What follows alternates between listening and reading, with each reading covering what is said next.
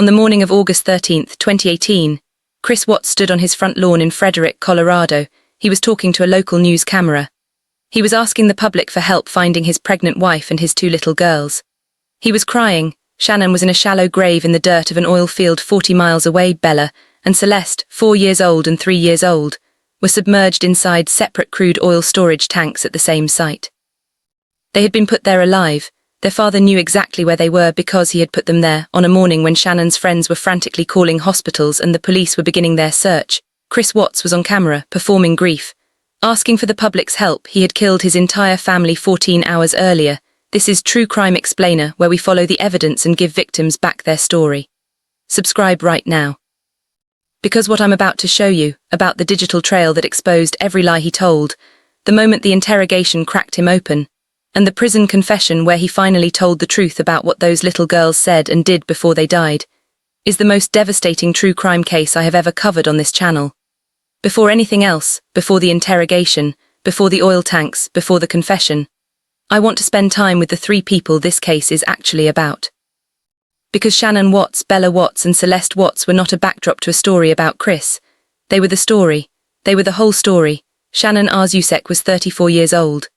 She was from Aberdeen, North Carolina, raised in a close-knit family that would later sit in a Colorado courtroom and listen to details no family should ever have to hear. She was a natural storyteller, a natural connector. She had built a following on Facebook documenting her family's life, the girls' outfits, the birthday parties, the family road trips. She was, by every account from everyone who knew her, the emotional center of that household. She was 15 weeks pregnant when she died.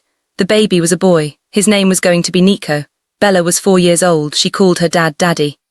She had a blanket she brought with her everywhere. She was curious and bright, and by the accounts of people who knew the family, absolutely devoted to her little sister. Celeste, CC, was 3. She had a stuffed animal she carried. She was the younger sister, and if you have watched any of Shannon's social media videos, if you have seen these 2 little girls on camera, you already know them. That is the devastating thing about this case. Millions of people watched Shannon's videos. Millions of people knew Bella and Celeste's faces. And then they were gone. Shanann had been on a work trip to Arizona. Her friend Nicole Atkinson dropped her home at approximately 2 a.m. on August 13th. Nicole texted and called throughout the morning. No response. She showed up at the house. The car was there. Shannon's phone was inside. Her shoes were by the door. Shanann Watts, Bella and Celeste, all 3 of them were simply gone. Nicole Atkinson called 911. And the investigation that would unravel Chris Watts began. At approximately 5 p.m. on August 13th, the same day Shanann and the girls were reported missing, a local news crew arrived at the Watts home. And Chris Watts, rather than declining to speak or deferring to law enforcement, invited the camera in. What followed is one of the most chilling pieces of footage in modern true crime history. He spoke about Shanann warmly. He said he hoped she was safe. He spoke about Bella and Celeste. He said the house felt empty without them. He talked about how he just wanted his kids back. He wiped at his eyes, and while he was performing this grief on camera, Shanann was in the dirt at an oil field he had visited that very morning. Bella and Celeste were in oil tanks at that same site. He had loaded their bodies into his work truck before dawn. He had driven the 40 miles to the Anadarko petroleum worksite where he was employed. He had buried Shanann in a shallow grave in the earth near the tanks. And then he had driven back, gone to work, and when the news camera arrived he was ready. But here is what Chris Watts did not account for. Everything he did that morning, every movement, every digital interaction, every text message, every call had already been captured. The phones were talking. The computers were talking. The surveillance systems were talking. And when investigators sat down and started listening, the performance on that front lawn was already over. But the front lawn interview was not the most devastating lie Chris Watts told. The most devastating lie, the one that cracked everything open, came 2 days later in a police interrogation room. He sat across from investigators. He had already failed a polygraph, and he looked them in the eye and said, "Shanann killed the girls, not me." He said he watched it happen through their baby monitor. He said he strangled Shanann in a rage after watching her kill his daughters. That was his story. Stay with me, because what investigators said back to him, and what happened in the next 60 seconds, is something I cannot stop thinking about. Let me take you through the investigation precisely. Because the speed and the precision of it, from missing persons report to full confession in 48 hours, is one of the most remarkable pieces of detective work in this case. August 13th, Day 1. Shannon's friend Nicole Atkinson calls 911 at approximately 1:40 p.m. Frederick police arrive at the house. Chris Watts' home. He cooperates or appears to. Investigators immediately note several things: Shannon's phone, her wallet, her shoes by the door, the family's 2 dogs in a crate, a house that shows no signs of an outside intruder, a husband who is calm in a way that investigators later describe as striking. Digital forensics begin immediately. Shannon's phone data. Chris's phone data, the Watts home security system, his work truck's GPS. The Anadarko worksite's access logs. What they find is a precise, damning picture. Chris Watts' phone showed he had been active in the hours before Shanann returned home, texting Nicole Kessinger, his co-worker and girlfriend whom he had been seeing since June 2018. Kessinger had no idea he was still married. She cooperated fully with investigators. The work truck's GPS placed Watts at the Anadarko oil field in the early morning hours of August 13th, before his scheduled shift. He had no legitimate reason to be there before dawn. The worksite's own records showed access at that time, and Shannon's body tracker, her Fitbit, showed her heart rate spiking briefly and then stopping at approximately 2 a.m. 14 minutes after Nicole Atkinson dropped her home, August 15th, day 2, Chris Watts is brought in for a polygraph. He fails. Weld County Sheriff's detectives and FBI agents sit him down for an interrogation. And this is where the first confession, the false one, is delivered. He said Shanann had killed the girls, that he had watched it on the baby monitor, that he had gone to their rooms and found them, that he had strangled Shanann in a fit of rage after what she had done. Investigators listened to this account. And then one of the detectives said something. They told him they had already found the girls. They hadn't. Not yet. But they told him they had, and Chris Watts' composure broke. Within hours, he agreed to take investigators to the Anadarko site. On August 16th, an excavator was used to recover Shannon's body from a shallow grave in the earth near the oil tanks. After the tanks were drained, Bella was found in one. Celeste was found in another. Both little girls had been placed in crude oil storage tanks by their father while they were still alive. Before I get into exactly what happened in that truck on the drive to the oil field, I want to take 30 seconds. Because I get messages every week from people asking how I research cases like this, how I find the specific detail that unlocks the story, and how I structure it to keep people watching. I built all of that into a course called Read the Crime, a true crime fan's guide to criminal psychology, forensic evidence, and how investigators really solve cases. It covers exactly what you are watching right now: how investigators use digital forensics, how interrogations work, how a lie unravels under questioning. Built for this audience specifically. The link is in the description. Check it out after the video. Now back to Colorado. Because the drive to that oil field, what happened in that truck, what the girls saw, what they said, is the part of this case that I have to tell you precisely and carefully. Because it is the hardest thing in this script to say. And it deserves to be said exactly right. What I am about to tell you comes from the February 2019 prison confession, a 5-hour interview conducted by FBI agents and CBI investigators at the Dodge Correctional Institution in Wisconsin. Chris Watts had requested this final interview. He said he wanted to tell the truth. This is what he said. After he strangled Shanann in their bedroom, 4-year-old Bella came to the doorway of the master bedroom. She was holding her blanket. She asked what was wrong with her mother. He told her Shanann wasn't feeling well. He wrapped Shannon's body in a bed sheet. Bella watched and began to cry as he carried her mother's body downstairs. He placed Shanann on the floor of the back seat of his work truck. Celeste woke from the commotion. He put both girls in the back seat. They were alive. Shannon's body was on the floor beside them. It was shortly after 2, drove 40 miles to the Anadarko worksite. The girls napped on each other during the drive. Celeste brought her stuffed animal. When he arrived at the oil field, he pulled Shannon's body from the truck. He told police he pulled Shannon's body from the truck as the girls asked, "What are you doing to Mommy?" He left their mother on the ground and returned to the truck. He used Celeste's blanket to smother her. Bella was in the seat beside her sister and watched it happen. He then carried Celeste's body to one of the crude oil storage tanks and put her inside. He returned to the truck. Bella was still there. Her last words were, "Daddy, no." He told police, adding that Bella struggled under the blanket. He put Bella's body in a second oil tank. He buried Shanann in a shallow grave in the dirt nearby, and then he drove back to Frederick. He went to work. He went home. And when the news camera arrived on his front lawn that afternoon, he wiped his eyes and asked for his family back. Bella was 4 years old. Celeste was 3. Nico, their unborn brother, was 15 weeks. The question this case always comes back to, the question that has driven millions of views across every documentary and every YouTube video covering this story, is, why? What makes a person do this? Chris Watts was 33 years old. He had grown up in North Carolina, moved to Colorado, worked as an operator for Anadarko Petroleum. He was, by external appearances, a normal suburban husband. He went to the gym. He mowed the lawn. He appeared in Shanann's social media videos, smiling. But the picture that emerged from the investigation tells a different story about who he was underneath that surface. In June 2018, 2 months before the murders, Watts began an affair with Nicole Kessinger, a co-worker.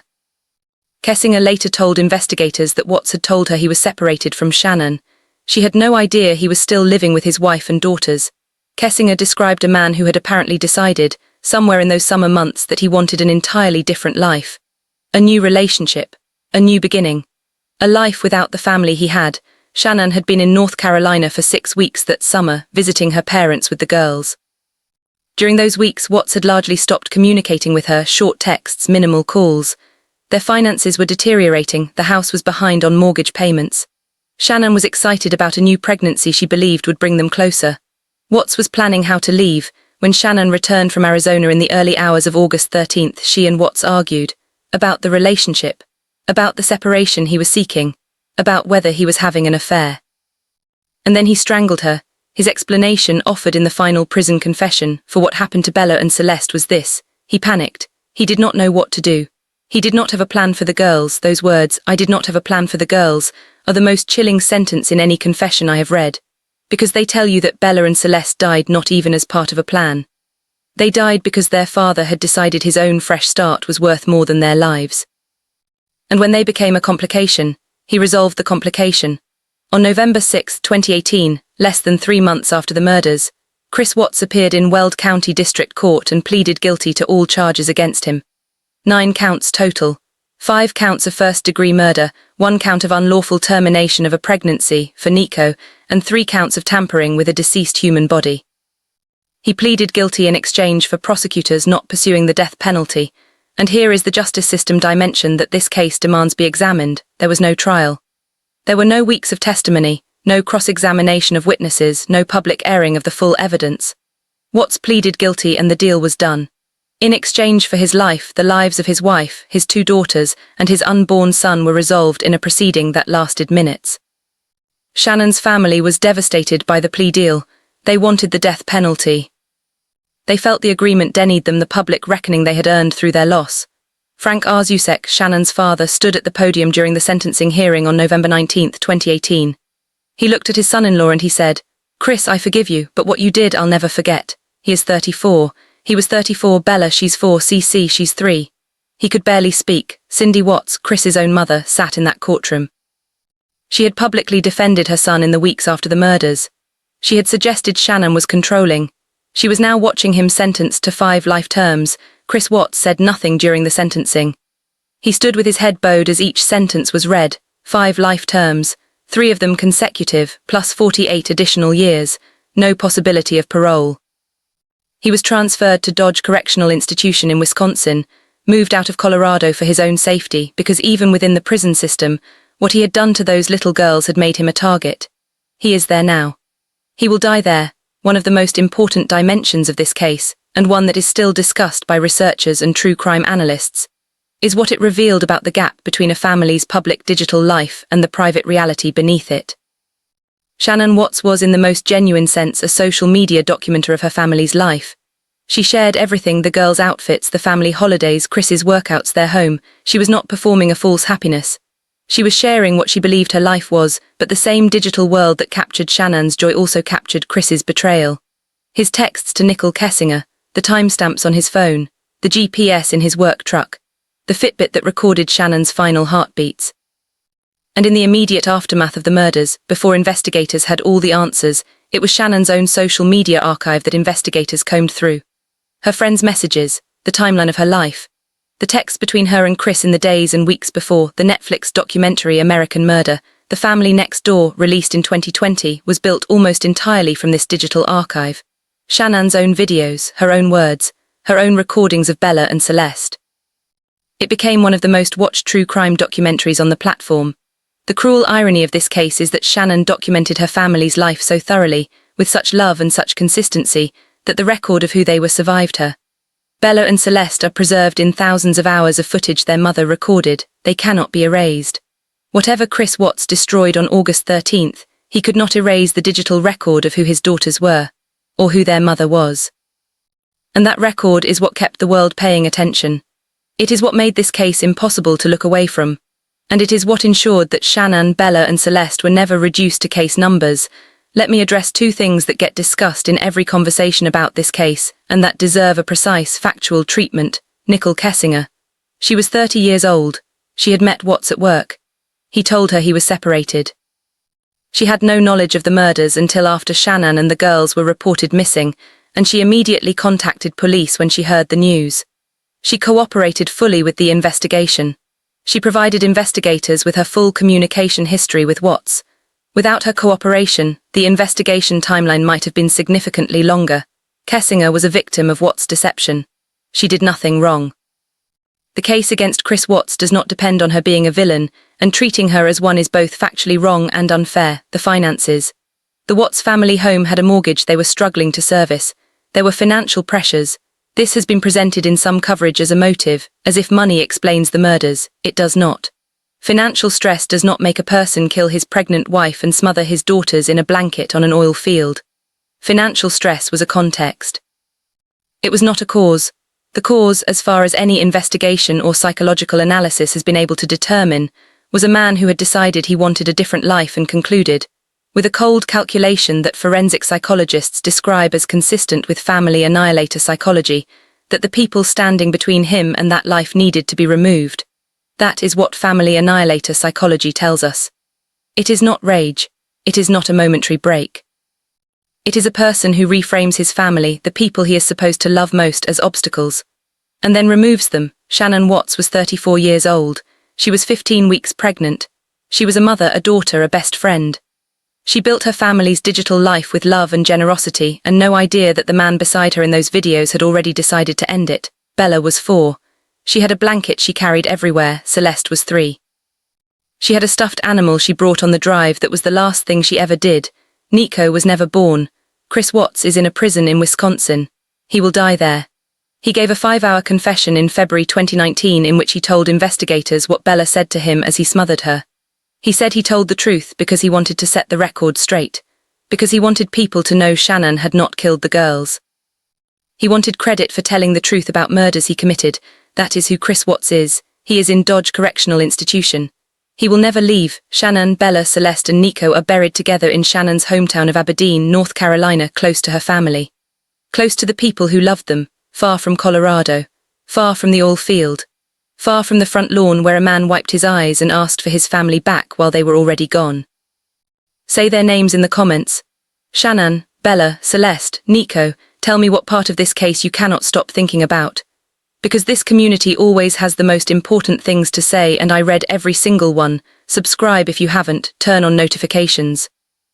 And if you want to understand exactly how investigators built the digital case that caught Chris Watts, how they used phone data, GPS and a fitness tracker to expose every lie, the link to my Read the Crime course is in the description. Shanann Watts, Bella Watts, Celeste Watts, Nico Watts, their names deserve to be remembered.